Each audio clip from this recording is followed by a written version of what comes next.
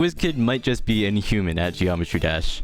In addition to being one of the best spam players, they are also consistently cracked at platformers, with them recently beating CaveOfTheScarletSky a top 20 level. While Whizkid is a top 15 player in Classic mode, he's arguably the best player overall, as he's currently top 75 on the platformer rank. In fact, he's the only person in the top 100 of both leaderboards. Aside from that, as a mod, Whizkid has sent a bunch of the unrated levels on the platformer list. Hopefully a bunch of these get rated soon. TheJShadow has become the first creator to have 3 mythic demons after the release of Arcturan.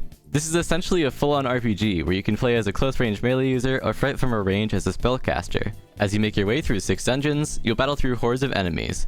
And to keep things fresh in between fights, there are some short platforming challenges and puzzles you have to solve to progress. Each dungeon also has 2 bosses, which unlike his previous work, rely more on animation cues such as the Skeleton King, raising his axe before swinging it down, rather than projectile indicators appearing across the screen. On top of that, each boss also increases in complexity. Compared to the first boss that only has a downward slam, the third boss now has homing tridents, a scattered volley of tridents, a laser beam meant to incinerate you, and explosive sea mines. Later on, the bosses have multiple phases, where they deal both faster and harder to dodge attacks. As for the dungeons, each of them focus on different mechanics, with Dungeon 3 introducing both water that you can swim in, and bubble orbs where you can choose to launch yourself either left, up, or right, Dungeon 4 using the grappling hook from TheJShadow's previous level Sheer Crag, and Dungeon 6 implementing cannons that fire explosions right at you.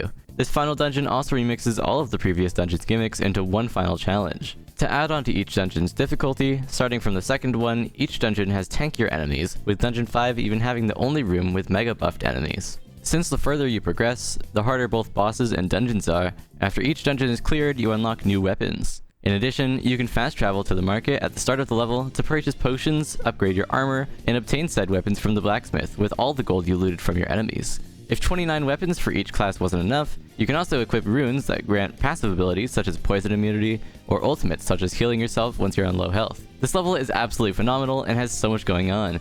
It even has extensive lore you can discover in the journals your character leaves behind, and a library containing almost a novel's worth of lore. Also, since this level is so long, Joris has implemented a checkpoint saving mod that has been leaderboard approved.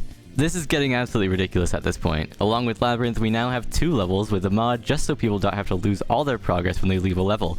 Which really makes you think, just add checkpoint saving, RobTop! We don't need 50 levels with their own separate mods since you haven't added this! Thikn has released Marathon, an upcoming top 1 based on the classic levels of the same name, for open verification.